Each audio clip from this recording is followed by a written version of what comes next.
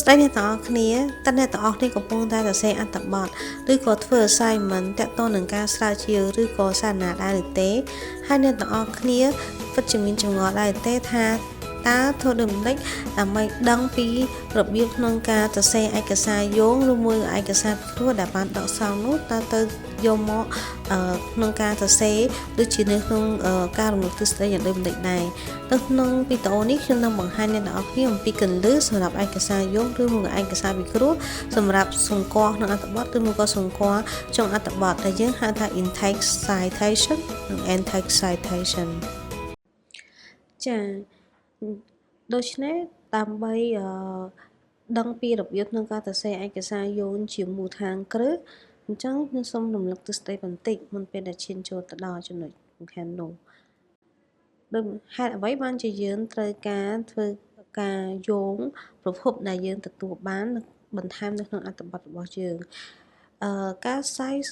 ប្រភពបែបនេះគឺដើម្បីផ្ដល់give credit ទៅអ្នកនិពន្ធឬក៏ original author ហើយដើម្បីជៀសវាងនៅការលួចចម្លង plagiarism ឬក៏បង្ហាញអំពី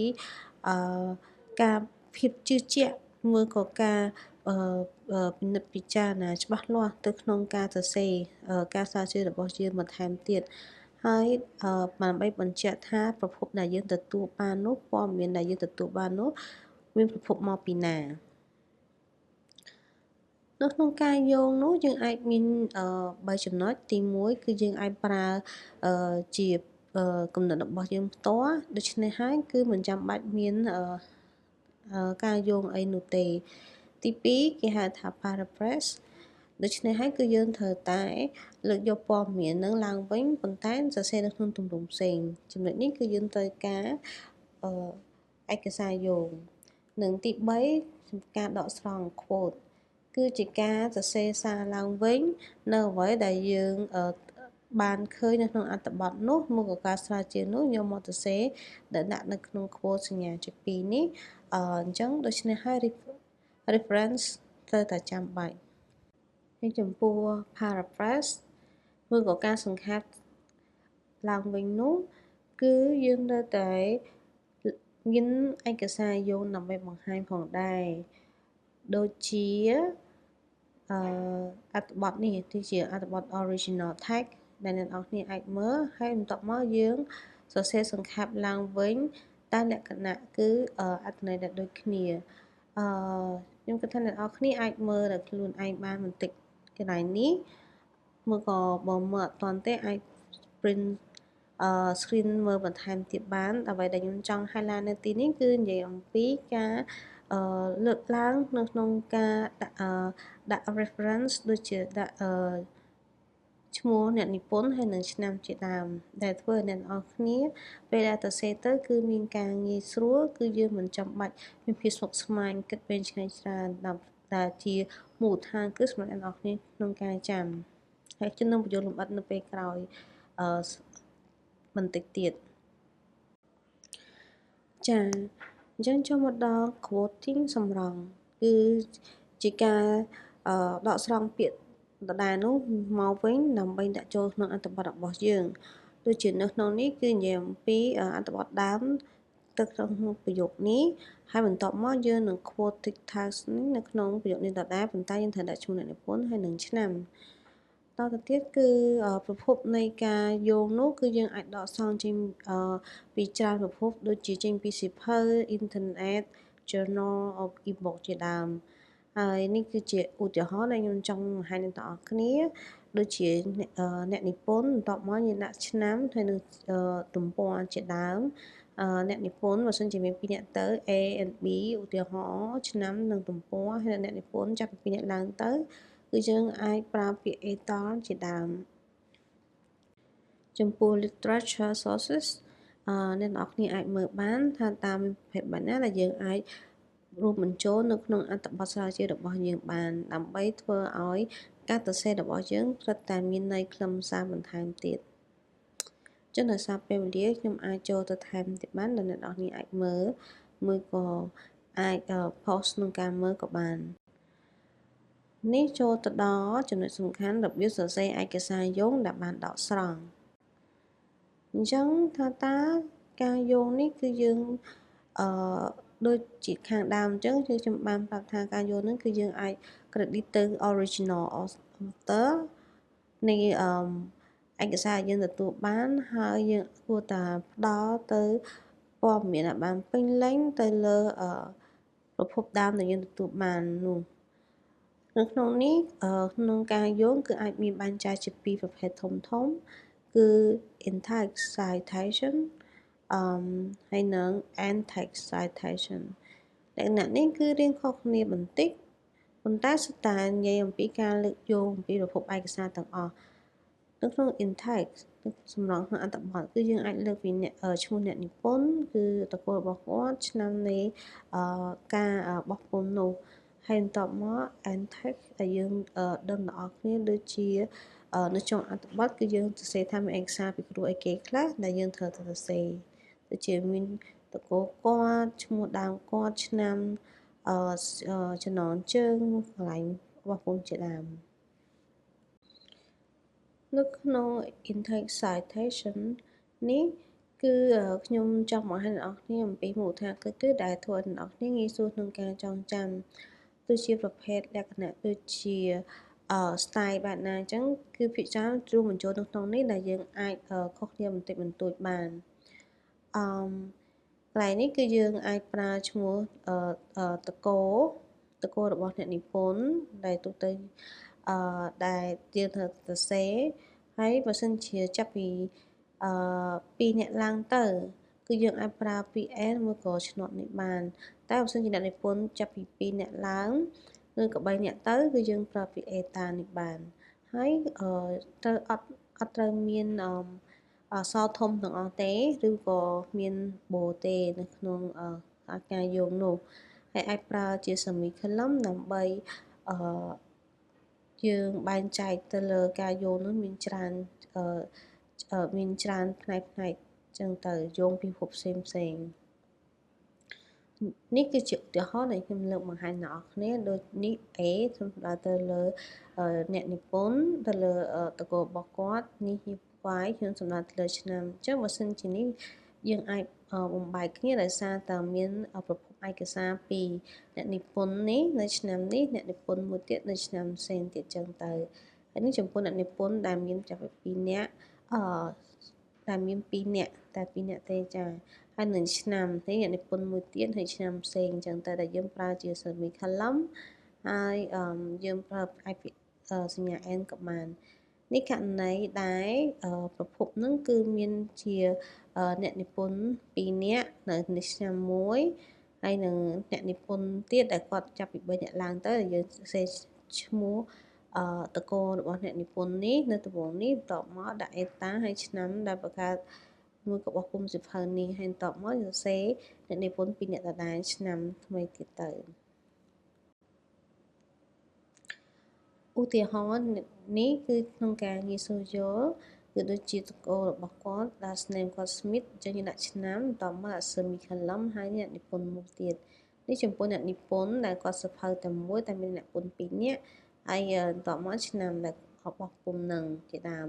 នេះដូចជាទី3ដូចជាខ្ញុំនិយាយអញ្ចឹងបើសិនជាគាត់មានចាប់3អ្នកឡើងទៅយើងអាចដាក់តកូលអ្នកនិពន្ធម្នាក់ហើយដាក់ eta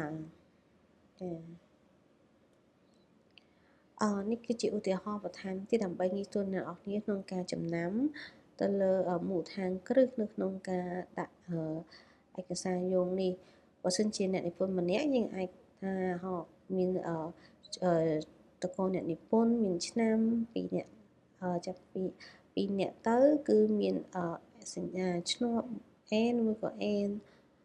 ដល់ពេលហើយចាប់ពី2នាក់ឡើងទៅមួយក៏ដល់3ចាប់3អ្នកឡើងទៅជាដើមគឺយើងអាចប្រើជា eta បាន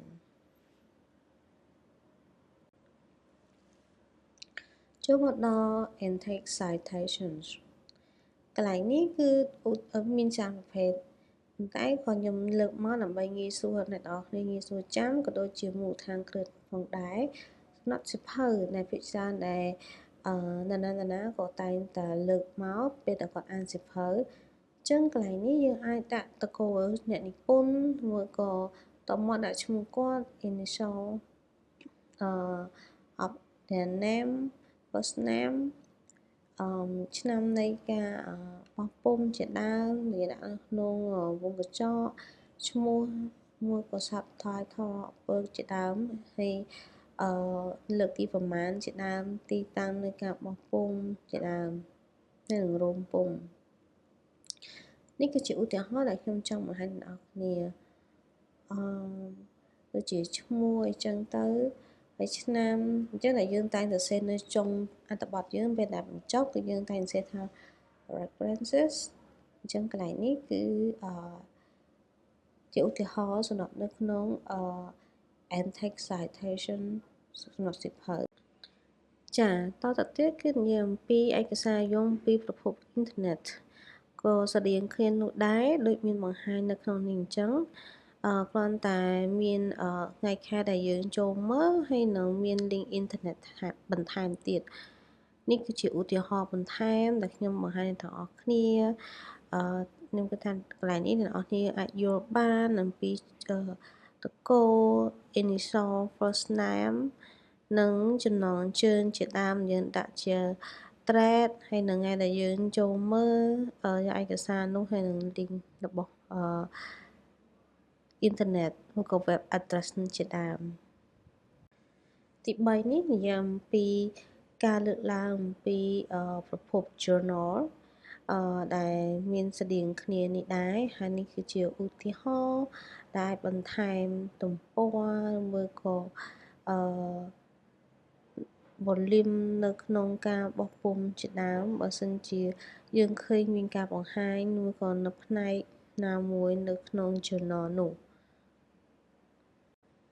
ទី4និយាយអំពីប្រភពលើកឡើងពីក្នុង e-book ដែលអ្នកនរគ្នាអាចលើកឡើងបានផងដែរហើយនេះជាឧទាហរណ៍ដើម្បីងាយស្រួលសម្រាប់អ្នកនរគ្នាយល់ DOI នេះបើសិនជាមានយើងអាចដាក់មកបើសិនជាអត់ទេយើងអាចដាក់អំពី web address ដែលយើងបាន search នោះហើយអ្នកនរគ្នានឹងឆ្ងល់ថា DOI ហ្នឹងគឺជាអ្វីនេះគ្រាន់តែពាក្យកាត់គេបានន័យថាdigital object identifier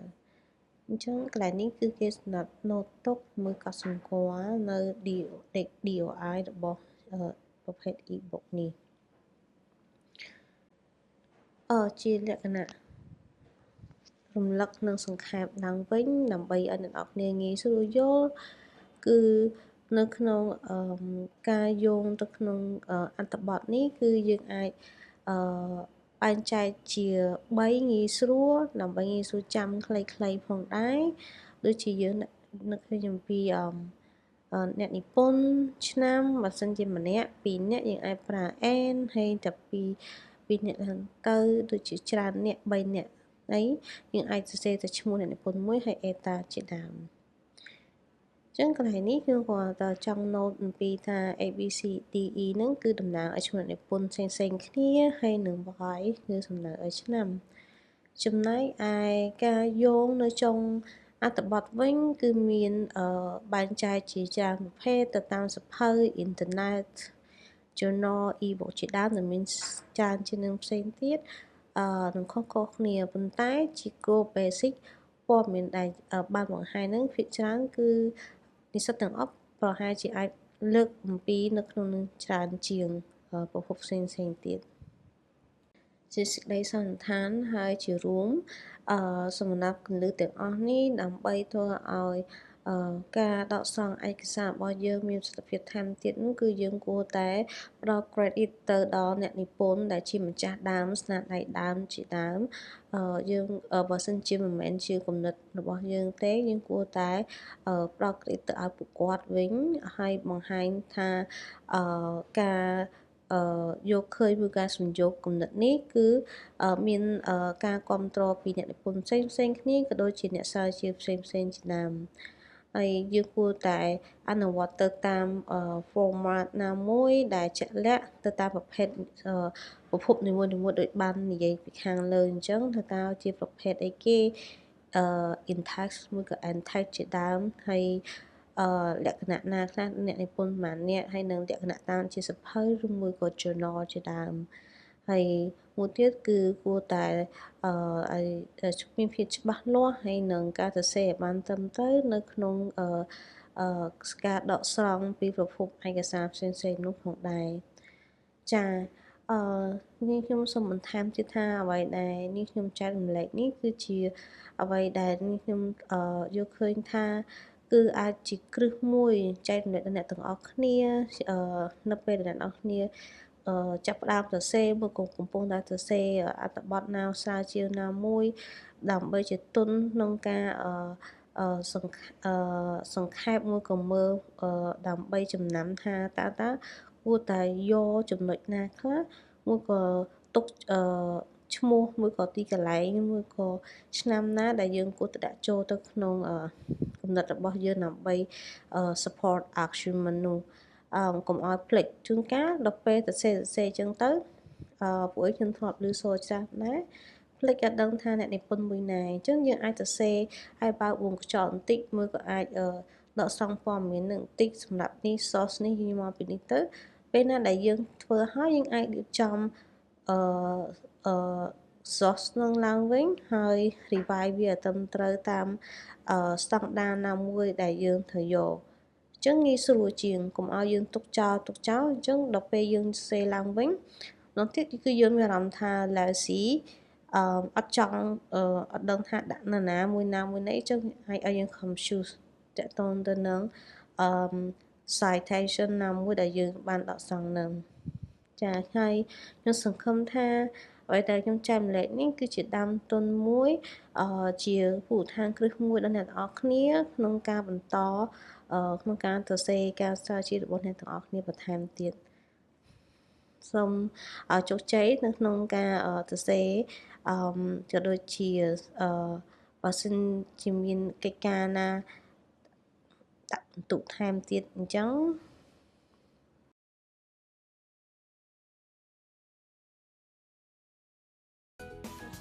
ក្នុងការស្វែងរកស្នាដៃរបស់នរណាម្នាក់យើងគួរបង្ហាញពីប្រភពដើមរបស់គេដែលជាសីលធម៌ក៏ដូចជាការគោរពហើយក៏គួរតែប្រកាន់ខ្ជាប់សម្រាប់ស្នាដៃរបស់ខ្លួននិងអ្នកដទៃផងដែរពិតជាអស្ចារ្យណាស់ដែលអ្នកទាំងអស់គ្នាបានមើលនិងស្ដាប់មកដល់ចុងវីដេអូនេះខ្ញុំជឿជាក់ថាអ្នកទាំងអស់គ្នាជាពិសេសបងប្អូនពិតជាចង់ចេះនិងចង់ដឹងពីរបៀបក្នុងការសរសេរ citation